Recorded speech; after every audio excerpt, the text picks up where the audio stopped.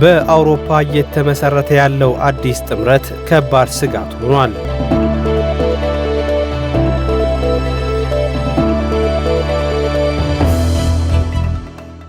በአውሮፓውያኑ 2022 የሩሲያ ኃይል ወደ ዩክሬን ዘመቻ ሲጀምር አውሮፓውያን የተለያዩ ጥያቄዎችን አቅርበዋል። የዩክሬን መጠቃት የመላው አውሮፓ ጥቃት የመጀመሪያ መንገድ ነው በሚል ለሚቀርብላቸው የምን አገባችሁ ጥያቄ በምክንያትነት ያቀርቡ እንደነበር የ4 ዓመታት ትውስታ ነው።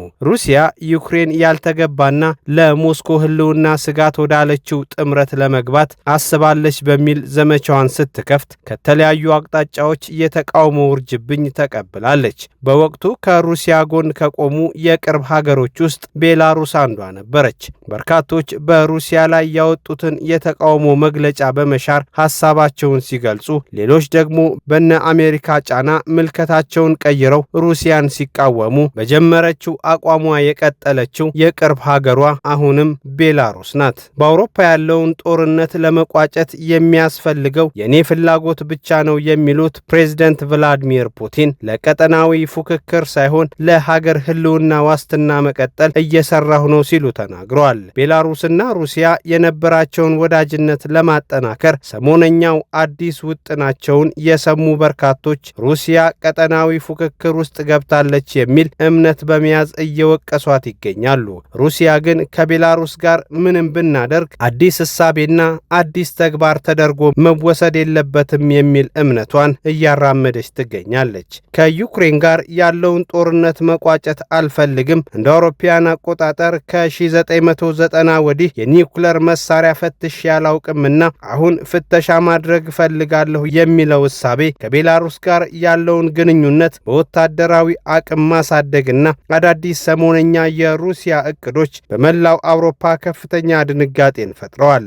የኒውክለር ጦር መሳሪያ ፍተሻ ማድረግ የሚለው ደግሞ ከአውሮፓ አልፎ አሜሪካንን ያስጨነቀ ሲሆን ፕሬዝዳንት ዶናልድ ትራምፕ ጉዳዩ በከፍተኛ ትኩረት ክትትል እንዲደረግበት ትዕዛዝ ሰጥተዋል። ይህ ሲሆን ግን አሜሪካም ከዓመታት በኋላ የኒውክለር ጦር መሳሪያዎቿን ለመሞከር እየተዘጋጀች ትገኛለች።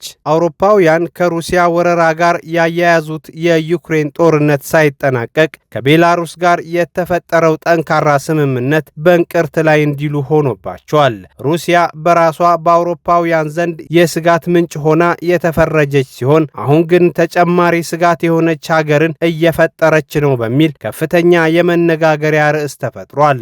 የዛሬ 5 ዓመትና ከዛ በፊት ቤላሩስ የምትባል ሀገር ለአውሮፓውያኑ ምንም ያልነበረች ሀገር ተደርጋ ነበር የምትቆጠረው። ለግዢና ለአንዳንድ የጉብኝት ስፍራዎቿ በሚል ስሟ ይነሳ የነበረው ቤላሩስ አሁን ላይ የየዕለት ርዕስ ሆናለች። ወደብ አልባ በመሆኗ ከፍተኛ ምጣኔ ሀብታዊ ትስስር ለማድረግ ተመራጭ ያልሆነችውና ለማንም በቀላሉ ትዝ የምትል ሀገር አልነበረችም። በ5 ሀገራት የተከበበችው ቤላሩስ ላቲቪያና ሉቴኒያን በማስከተል ከ6ቱ ሀገራት በቆዳ ስፋቷ 3ኛ ደረጃ ላይ ትቀመጣለች። ሩሲያና ዩክሬን በረጅም ኪሎ ሜትሮች፣ ሆላንድ፣ ላቲቪያና ሉቴኒያ ደግሞ በአነስተኛ ኪሎ ሜትሮች ከበው ወደብ አልባ የሆነችው ቤላሩስ በ27600 ስኩዌር ኪሎ ሜትር ውስጥ ከ9.1 ሚሊዮን በላይ የሚሆነውን ሕዝቧን እያስተዳደረች ትገኛለች። አሁን ግን ቤላሩስ ለጊዜው የኒውክለር ባለቤት በመሆን በአውሮፓ በተለይም በምስራቅ አውሮፓ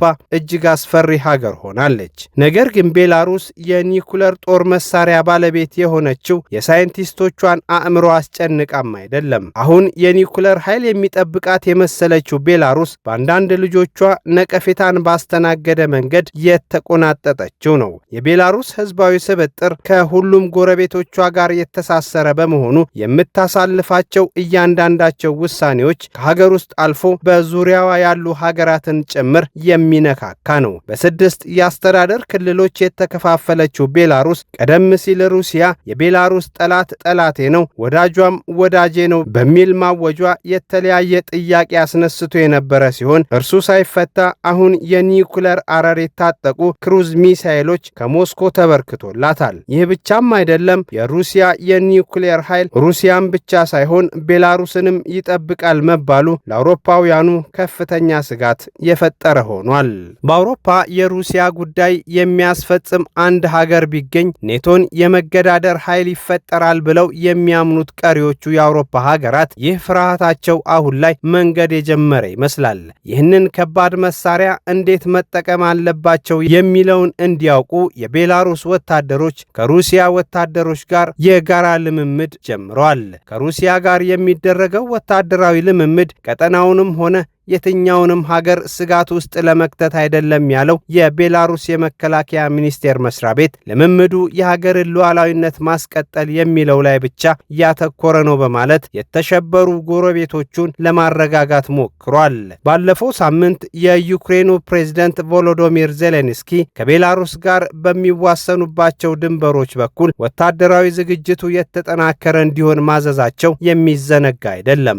ይህ ትዕዛዝ በቀሪዎቹ የአውሮፓ ሀገራት ዘንድም ያለውን ፍርሃት የሚያሳይ ሲሆን ቤላሩስን በከፍተኛ ሁኔታ እየተጠባበቋት ይገኛሉ። ቤላሩስ በ2022 የሩሲያ ዘመቻ የጦርነቱ መነሻ ሆና አገልግላለች የሚል ወቀሳ የሚነሳ ሲሆን አሁንም ለተጨማሪ ከፍተኛ ወታደራዊ ተልዕኮ እያዘጋጀቻት ስለመሆኑ የሚጠረጥሩት በርካቶች ናቸው። ቤላሩስ በፑቲን አፍቃሪው አሌክሳንደር ሉካሼንኮ ስር ሆና ለ30 ዓመታት ዝግ መርህን የተከተለ የአስተዳደር ስርዓትን ስትመራ ቆይታለች። ከብዙ ሂደቶች በኋላ ቤላሩስ የዝግ ፖሊሲዋን በማሻሻል ከ500 እስከ 5500 ኪሎ ሜትር የሚወነጨፉ ሚሳኤሎችን ለማግኘት ችላለች። የዚህ አይነት ጦር መሳሪያ በሶቪየት ህብረት ጊዜ የማይፈቀድ ሲሆን በዚህ የፖሊሲ ማሻሻያ መነሻነት የተገኘውን እድል ለመጠቀም ሁሉንም አማራጮች ሳያባክኑ እድላቸውን እያዩበት ይገኛል።